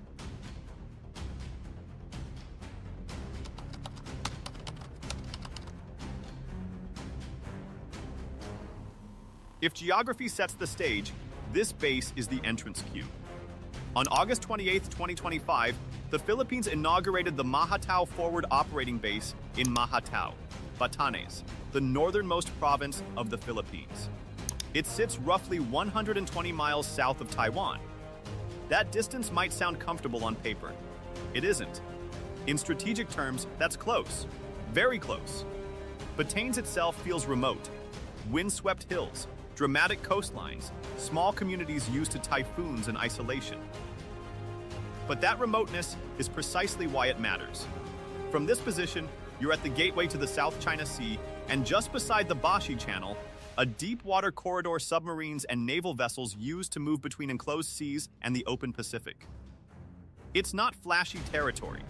It's consequential territory. And here's the thing, this base isn't symbolic, it's functional. Operationally, it hosts units under the Northern Luzon Naval Command and a Marine Battalion landing team. That combination matters. Naval presence provides maritime reach, Marine forces add rapid response and expeditionary capability. Together, they create a forward posture rather than a reactive one. In practical terms, that means quicker deployment timelines, better coordination, and structure is designed to support maritime surveillance and logistics staging. Think sensors, mobility, supply chains. Not just watching the sea, but being ready to act if necessary. It allows for rapid projection of naval and marine assets into surrounding waters. And in deterrence strategy, readiness is the message. One of its core purposes is enhancing maritime domain awareness. The Luzon Strait is busy, strategically layered water. Monitoring vessel movements, tracking patterns, and distinguishing between routine transit and abnormal activity requires presence. You cannot manage what you cannot see. This base improves visibility, and visibility stabilizes decision-making. Then there's deterrence. And this is where the signal becomes unmistakable. Establishing a forward operating base this close to strategic transit routes demonstrates a commitment to defending sovereign waters and exclusive economic zones. It communicates preparedness without necessarily escalating. Presence, when calibrated, can reduce miscalculation. The base also serves a cooperative function. It is positioned to support joint exercises and interoperability with partners such as the United States, Japan, and Australia. In today's Indo-Pacific security architecture, coordination is as important as capability. Shared drills, logistics integration, and communication alignment reduce friction during crises. And it's not purely about conflict scenarios. The Philippines is one of the most disaster-prone countries in the world. Typhoons, earthquakes, maritime accidents, they are recurring realities. A forward base in Batanes can also function as a humanitarian staging point. That dual-use dimension matters. Defense infrastructure that supports disaster response strengthens public legitimacy.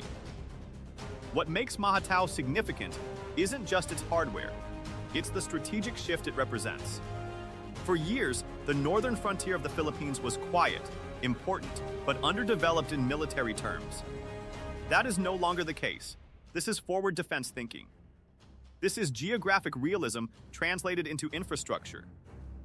And in a region where timing and positioning define outcomes, positioning this far north changes the board.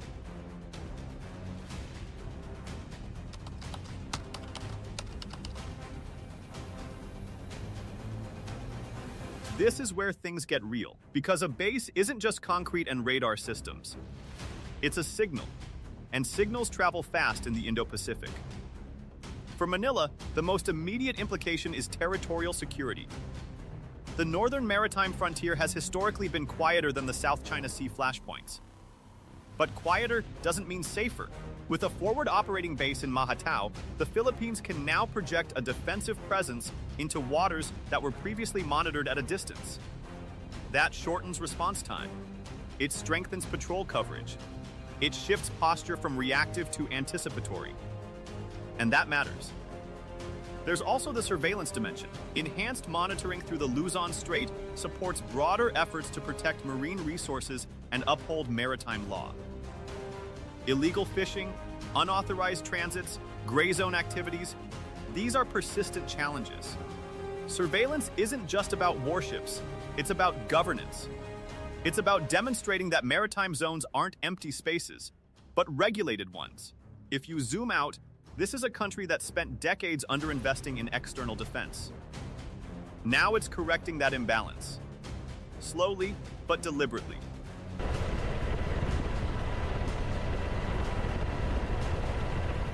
From Beijing's perspective, the equation looks different. The establishment of a forward base so close to strategic transit routes signals Manila's intent to deter further coercive pressure. It reinforces the reality that the Philippines is deepening defense coordination with partners across the Indo-Pacific. That alignment, whether through exercises, intelligence sharing, or access arrangements, alters the operational landscape.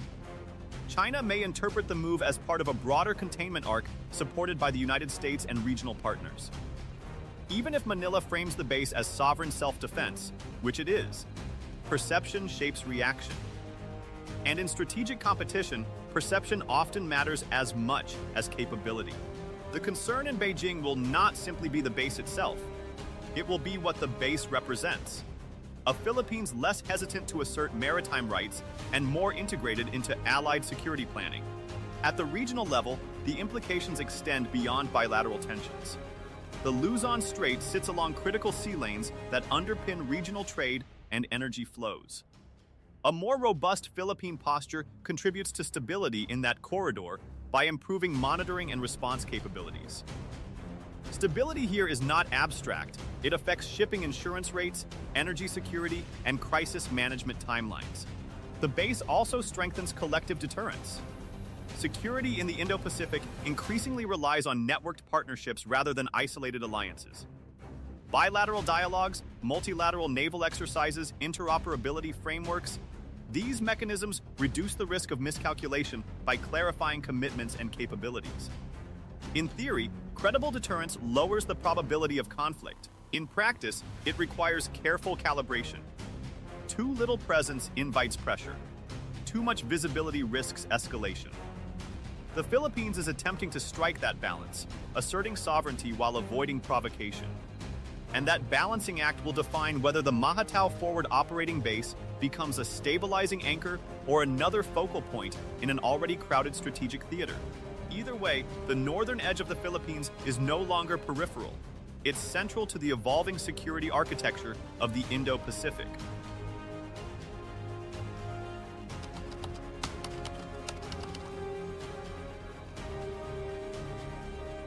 The moment a base like this opens, the reaction doesn't stay local. It travels through diplomatic cables, defense briefings, media headlines, and quiet strategic calculations. From Washington's side, support has been direct and consistent. The United States has reaffirmed expanded defense cooperation with the Philippines, including longer operational schedules and deeper planning dialogues. The tone has been firm but measured, emphasizing alliance commitments while framing activities as defensive and stabilizing. There's also the hardware dimension. Plans involving systems such as the Typhoon missile system reflect a layered deterrence approach. Philippine officials have repeatedly described these deployments as purely defensive, intended to strengthen readiness, not provoke confrontation. Still, the symbolism is powerful. Advanced capabilities positioned near a major maritime choke point are impossible to ignore.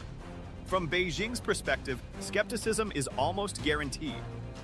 China is likely to interpret the expansion of infrastructure and allied coordination near the Luzon Strait as part of a broader strategic alignment aimed at constraining its maneuver space. Increased militarization near critical waterways, especially those connected to the Taiwan Strait and the South China Sea, touches directly on China's core security concerns. Even if Manila frames its actions as sovereign self-defense, Beijing will analyze them through the lens of regional power balance. And in great power politics, perception often moves faster than reassurance. The Luzon Strait development fits into a broader pattern of quiet rebalancing across the Indo-Pacific. Countries are modernizing, partnerships are deepening, yet almost everyone is trying to avoid open escalation. It's a delicate equilibrium, strategic hedging in motion.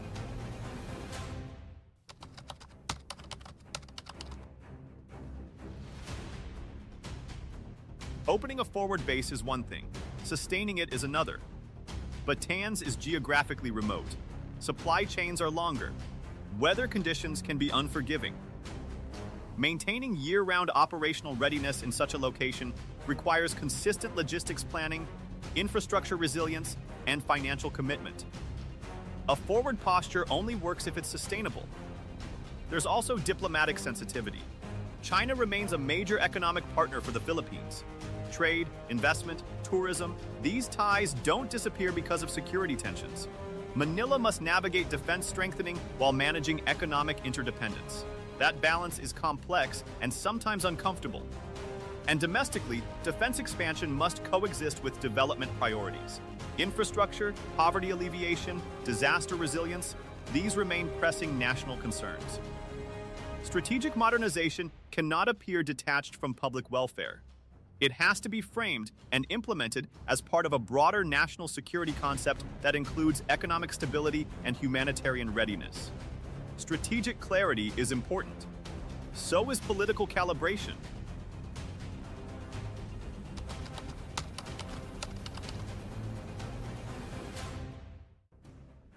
The Mahatao Forward Operating Base marks a watershed moment in Philippine defense strategy. It enhances maritime domain awareness. It strengthens deterrence along a critical northern frontier. And it reinforces alliance networks in an Indo-Pacific environment defined by intensified power competition.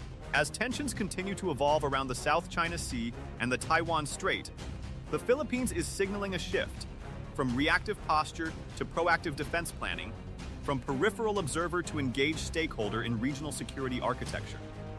More than concrete and command posts, the base represents strategic foresight. It reflects a recognition that geography cannot be changed, but preparedness can.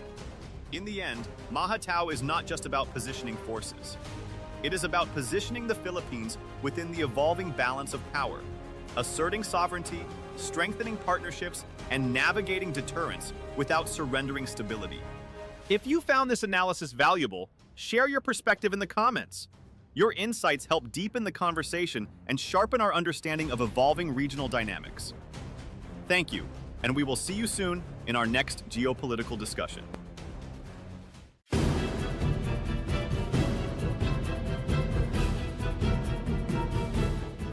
A boat maintenance facility is set to be built by the United States Navy at the Philippine Naval Detachment Oyster Base in Palawan. In this exercise, this is Warship 119, standing by on channel.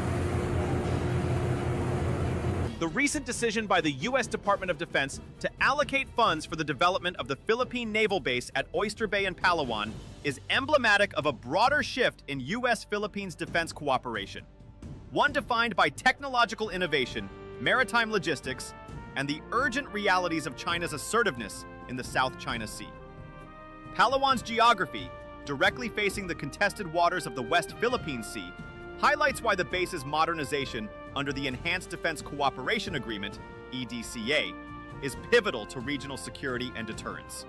At the core of this initiative is a Pentagon contract awarded to Ace Builders, Inc., a project valued at $975,000. Modest in scale, but strategically targeted toward enhancing small boat and unmanned vessel maintenance. This investment signals the asymmetric turn in Allied defense strategy, shifting emphasis from massive bases to nimble capabilities like rigid-hold inflatable boats and MARTAC unmanned surface vessels.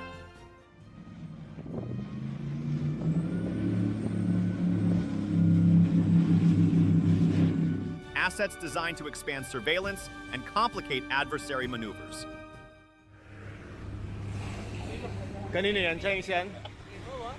Oyster Bay itself has long served as Manila's primary hub for resupply and patrol operations in the West Philippine Sea, staging missions to critical outposts such as the BRP Sierra Madre at 2nd Thomas Shoal.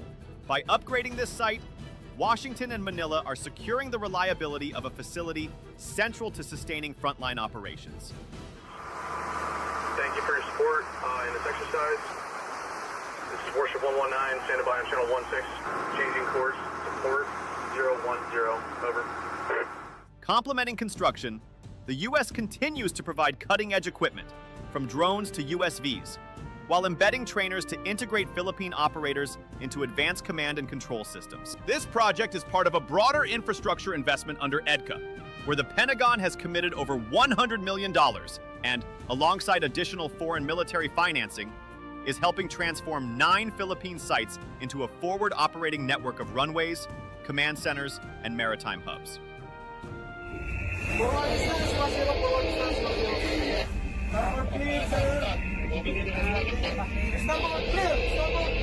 These efforts are driven by the need to counter China's gray zone tactics, Coast Guard blockades, water cannon harassment, and militia swarming that have escalated dramatically in skirmishes around 2nd Thomas and Sabina Shoals since 2023. Importantly, Oyster Bay is not alone.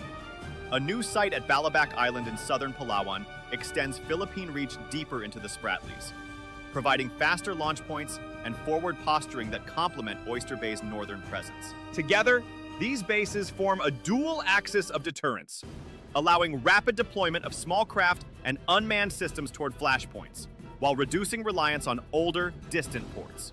Ultimately, the Oyster Bay upgrade is not about scale, but about strategy. Moving away from traditional U.S. security assistance toward a modern, integrated posture of distributed assets, unmanned technologies, and resilient infrastructure. In doing so, Washington and Manila are creating the architecture of credible deterrence backed by the ironclad Mutual Defense Treaty that strengthens Philippine sovereignty and sets the foundation for a more sophisticated balance of power in the South China Sea.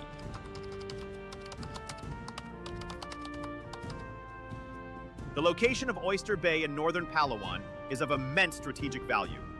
Palawan directly faces the contested waters of the South China Sea, known in the Philippines as the West Philippine Sea, where China has fortified artificial islands and expanded its Coast Guard and maritime militia operations. From Palawan's coastline, Philippine forces project influence into some of the most hotly contested maritime zones, including the Spratly Islands and 2nd Thomas Shoal. This geography explains why the U.S. and the Philippines have placed such emphasis on developing Palawan under the framework of the Enhanced Defense Cooperation Agreement. The EDCA, signed in 2014 and revitalized in recent years, grants U.S. forces rotational access to agreed locations across the Philippines. In 2023, the number of such sites expanded to 9, reflecting a mutual recognition that the South China Sea has become a frontline theater of competition.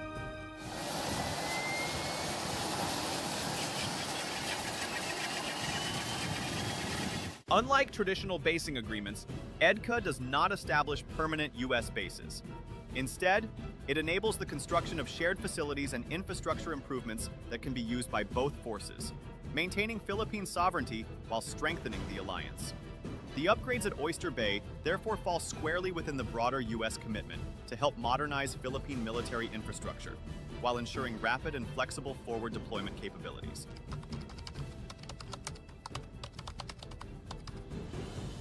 At the core of this development lies a specific contract awarded by the U.S. Naval Facilities Engineering Systems Command Pacific. The recipient of the contract, Ace Builders, Inc., a New Mexico-based construction firm, has been tasked with the design and construction of a small boat maintenance facility at Oyster Bay. The project is valued at $975,000 USD, a relatively modest figure compared to other EDCA projects, but one with outsized significance.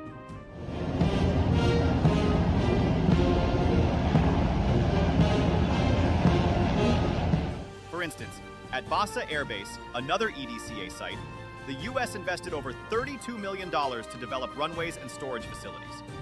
By contrast, the Oyster Bay project, though smaller in financial terms, is focused on specialized capabilities, the repair and maintenance of small craft and unmanned systems. This reveals a critical dimension of the U.S. strategy in Palawan. Rather than prioritizing massive infrastructure alone, the emphasis here is on tactical readiness, ensuring that small, mobile, and technologically advanced assets are combat-ready in the very waters where China's assertiveness is most pronounced.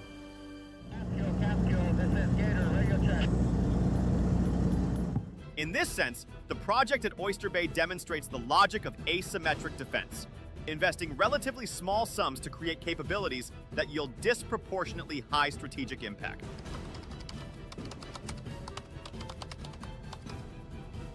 The most striking feature of the Oyster Bay contract is its explicit focus on supporting small boats and unmanned surface vessels, USVs. The facility's specifications outline infrastructure capable of servicing vessels up to 11.6 meters, 38 feet, in length. China Coast Guard, this is Philippine Coast Guard. We are conducting marine scientific research activity. Please keep clear with us for safety. This category includes rigid-hulled inflatable boats, RHIDBs, assault boats used by the Philippine Marine Corps, and critically, unmanned platforms such as the Martac Manta's T-12 USV. The Manta's T-12, for instance, is a 12-foot unmanned craft designed for speed, agility, and modular payload capacity. When deployed in swarms or in coordination with crewed vessels, USVs serve as force multipliers, vastly expanding maritime domain awareness, MDA. While posing a complicating factor for adversaries, U.S. officials have openly stated that the goal is for Manila to run this facility with unmanned surface vessels. This reflects an emerging doctrine in U.S.-Philippines cooperation.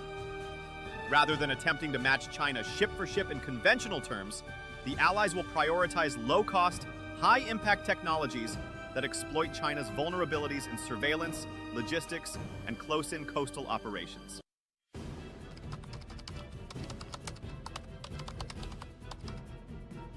For Manila, Oyster Bay has long been a crucial staging ground.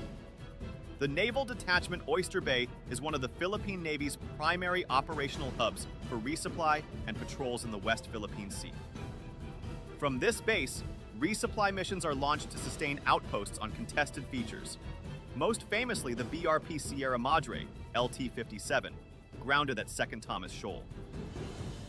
Oyster Bay also serves as the launch point for Cyclone-class patrol boats and fast attack craft, which conduct deterrence patrols and shadowing operations against Chinese vessels. The reliance on Oyster Bay underscores the importance of ensuring that the base's infrastructure is modern, resilient, and adaptable. Given its proximity to flashpoints like 2nd Thomas Shoal and Sabina Shoal, any delays in readiness or resupply can translate into vulnerabilities. By upgrading Oyster Bay with facilities for small boats and USVs, the U.S. and the Philippines are essentially future-proofing the base, ensuring it can sustain operations in the face of heightened Chinese harassment and blockade attempts.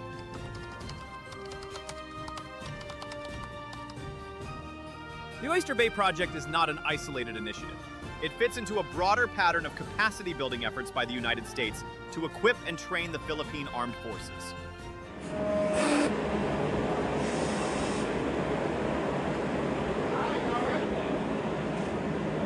In recent years, the U.S. has transferred not only RHIBs and small patrol vessels, but also advanced unmanned systems.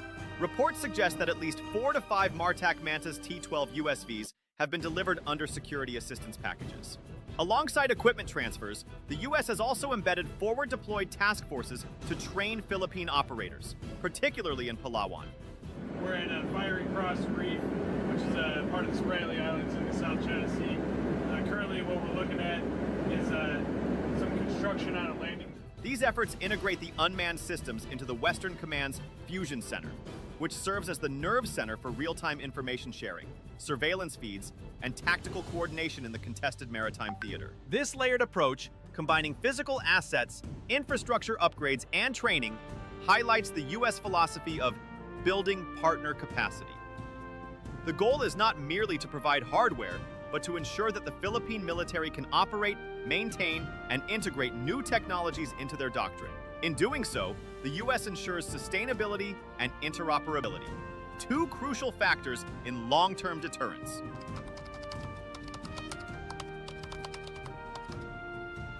The Oyster Bay contract is part of a larger suite of EDCA-related infrastructure projects. The Pentagon has committed over $100 million to developing facilities across the 9 agreed sites. Beyond this, senior U.S. officials announced an additional $128 million in EDCA funding, complemented by a historic $500 million foreign military financing package aimed at modernizing the armed forces of the Philippines. These investments cover a wide range of facilities, from runways and fuel storage to command posts and hangars. Together, they form an interlinked network of forward operating sites designed to enable rapid deployment, logistical resilience, and interoperability with U.S. forces. The Oyster Bay project, while modest in cost, plays a central role in this network by ensuring that frontline operations in the West Philippine Sea are supported by resilient and specialized infrastructure.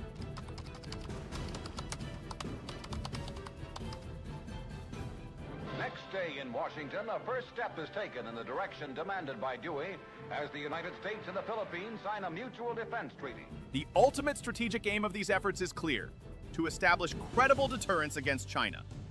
The U.S. has repeatedly affirmed that its 1951 Mutual Defense Treaty, MDT, obligations extend to the South China Sea, including attacks on Philippine armed forces, vessels, and aircraft. By investing in infrastructure like Oyster Bay, Washington signals both resolve and readiness. China's tactics, deploying Coast Guard vessels, maritime militia, and artificial island bases, are designed to incrementally assert control without crossing thresholds that would trigger a military response. By contrast, U.S.-Philippine cooperation is now centered on disrupting this gray zone strategy through enhanced surveillance, rapid response, and distributed assets. Unmanned systems, fast boats, and forward sights all serve to complicate China's calculations, making it riskier for Beijing to escalate harassment without encountering a swift Allied counter-response.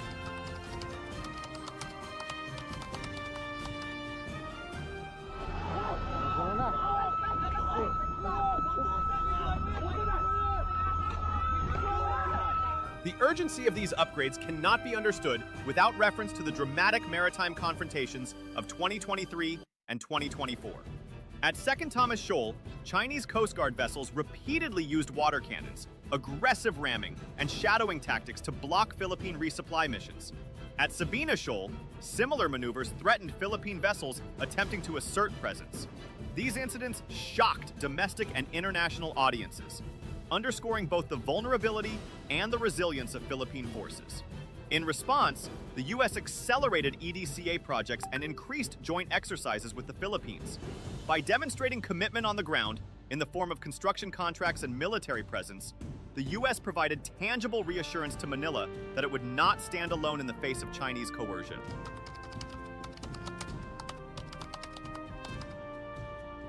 The Oyster Bay contract is not the only development in Palawan. A new EDCA site on Balabac Island, located at the southern tip of the province, is under development. Balabac offers a strategic vantage point toward the southern Spratlys and provides a staging area closer to flashpoints. Infrastructure projects there include barracks, maintenance sheds, and fuel storage facilities, all designed to reduce deployment times and sustain prolonged operations. Together, Oyster Bay and Balabac form a north-south axis of forward posturing, effectively creating a Philippine pincer of presence across the West Philippine Sea.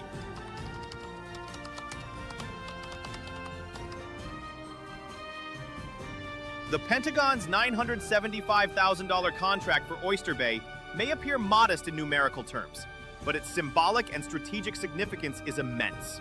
It embodies the shift from traditional, large-scale U.S. assistance to a modern, decentralized, and technology-driven partnership.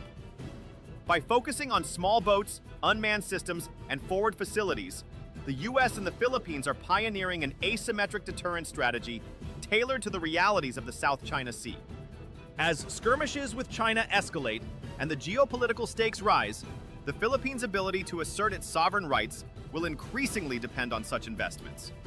Backed by the ironclad U.S. security guarantee, these efforts do not guarantee peace, but they enhance deterrence by raising the costs of aggression. In the years ahead, Oyster Bay and other EDCA sites will serve as both physical and symbolic testaments to a revitalized U.S.-Philippine alliance, one that is agile enough to meet the demands of 21st century maritime conflict.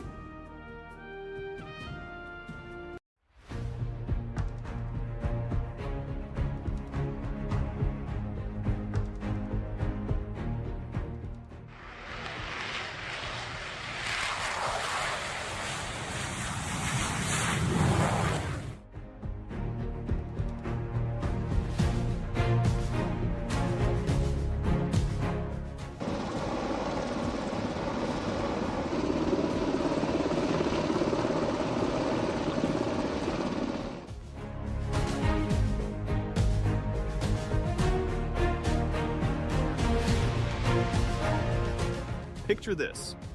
It is April 8th, 2026. Over the skies of Luzon, a small Philippine fighter jet, the FA-50PH, pulls into formation beside an American F-22 Raptor. The F-22 is arguably the most advanced air superiority fighter ever built. The FA-50 is a light jet that originally started life as a trainer.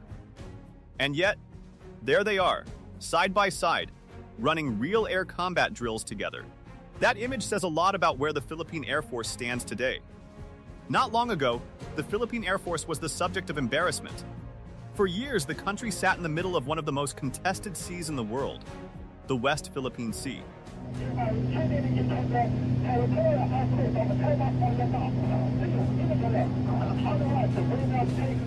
Without a single combat jet capable of intercepting a threat, China was building artificial islands. Tensions were rising, and Manila's Air Force was flying decades-old hand-me-downs. That era is ending, slowly, imperfectly, but clearly. In 2026, the Philippine Air Force is in the middle of the biggest transformation in its modern history. New jets, new helicopters, new alliances, new exercises. The question is, how strong has it actually become?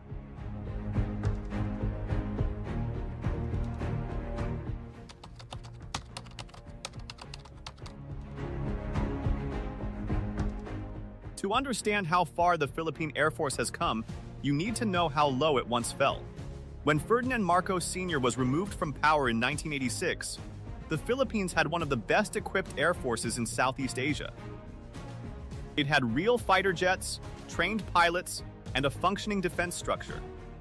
Then came 30 years of neglect. The country faced internal security threats, communist insurgencies, separatist groups in Mindanao, and the military's limited budget went almost entirely into fighting those battles. External defense was treated as someone else's problem. The United States had bases in the Philippines, and that American umbrella made investing in jets feel unnecessary. Then, in 1991, the U.S. left Clark Air Base and Subic Bay. The security blanket was gone. But the budget habits didn't change fast enough. By the mid-2000s, the Philippine Air Force had retired its last real fighter jets, the Northrop F-5 Freedom Fighters, and replaced them with nothing. For nearly a decade, the country that sits at the edge of the most disputed sea on Earth had zero combat jets. That changed in 2015 when the Philippines signed a deal with South Korea for 12 FA-50PH light fighters. They were not ideal, originally designed as advanced trainers, but they were supersonic, armed, and a start. It was a beginning, but only a beginning.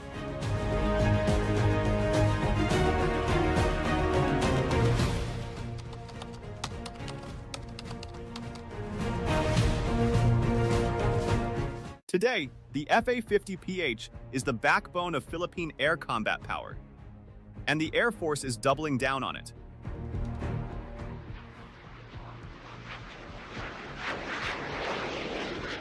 In June 2025, the Philippine Air Force signed a contract with Korea Aerospace Industries, the same South Korean company behind the original jets, for 12 more FA-50PHs. This new batch is significantly upgraded.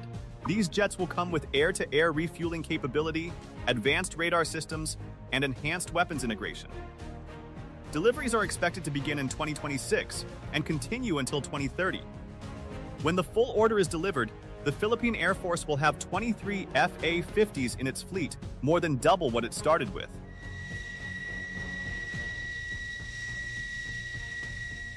The cost of the 12-jet deal was reported at around $690 million. The FA-50 is not a heavy fighter. It flies at Mach 1.5, faster than sound, and it can carry air-to-air missiles, precision-guided bombs, and carry out maritime patrol missions. For a country whose biggest security concern is an adversary building islands in its exclusive economic zone, that is exactly what it needs right now. In the words of the PAF 5th Fighter Wing, the FA-50PH has proven its versatility and reliability. Invention underscores the Philippines' commitment to modernizing its defense forces and strengthening regional security. But here is where it gets even more interesting. In April 2026, the FA-50 flew alongside the F-22 Raptor during Exercise Cope Thunder 26-1, a bilateral drill involving more than 2,800 Philippine and American personnel across northern Luzon, running from April 6 to 17. FA-50s and F-22s worked together on tactical air combat maneuvers over Basa Air Base. Two worlds met in that sky, light local jets, and elite American stealth fighters. The point was not to make the FA-50 pretend to be an F-22. The point was integration. When Philippine pilots fly with American crews, they learn how American forces think, communicate, and fight. That knowledge does not disappear after the exercise ends. And if a real conflict ever comes in the South China Sea, that shared experience could be the difference between a coordinated response and chaos.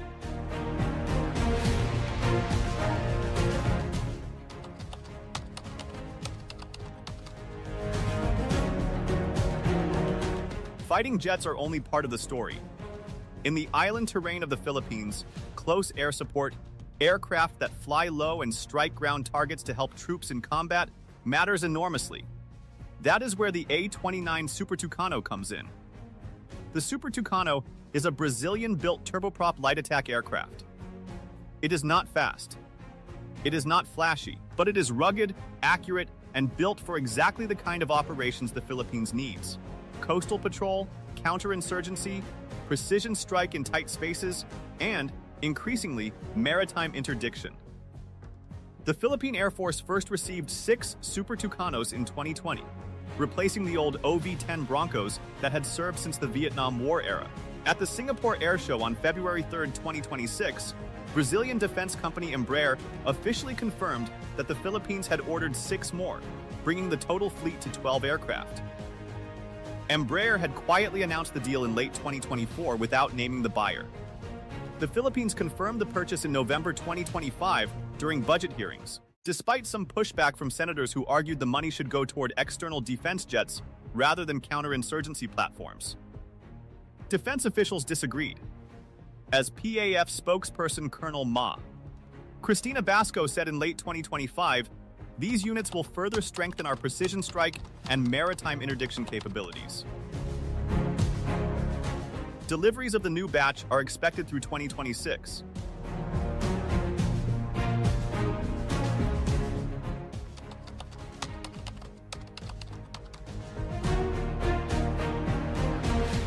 If you want a single symbol of the Philippine Air Force's transformation in recent years, look at the Black Hawk helicopter program. In January 2026, the Philippines formally accepted 5 more S-70I Black Hawk helicopters at a ceremony at Villamor Air Base in Pasay City. Along with the helicopters came 8 M134H Gatling heavy machine guns to arm them. These were the 5th batch of a 32 helicopter contract signed in 2022 with Lockheed Martin's Sikorsky Division. By January 2026, the PAF had received 25 of the 32 new Black Hawks under that contract. When all 32 are delivered, they will join the 15 Black Hawks already in service from an earlier procurement, giving the Philippine Air Force a total fleet of 47 S-70I Black Hawks.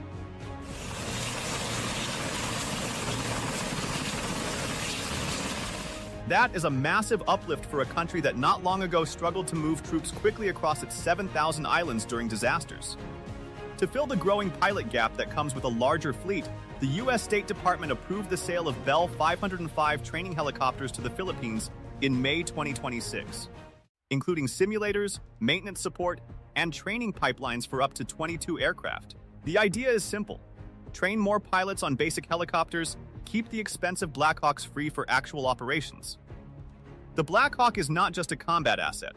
It is a disaster response tool in a country that sees typhoons, floods, and earthquakes regularly. During Typhoon Ophel in late 2024, PAF Black Hawks flew rapid damage assessments over Cagayan. When a massive fire broke out in Tondo, Manila in November of that year, Black Hawks flew 15 sorties for helibucket firefighting operations. This aircraft serves the Filipino people directly, in war and in peace.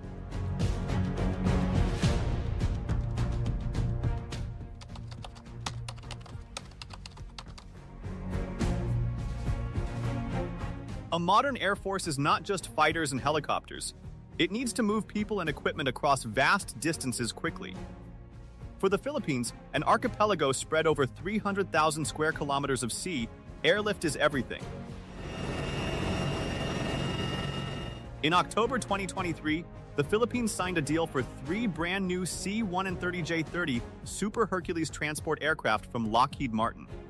These are not old hand-me-downs. The C-130J is the latest version of the legendary Hercules, more powerful, longer-ranged, and with advanced avionics. The stretch version ordered by the Philippines adds an extra 15 feet of cargo space compared to the standard model. All 3 aircraft are scheduled for delivery in 2026. The PAF also expects deliveries of additional CASA NC-212I light transport aircraft and Bell 412 multirole helicopters in 2026 and beyond. Together, these additions will strengthen the military's ability to move troops, supplies, and relief goods faster and farther across the archipelago.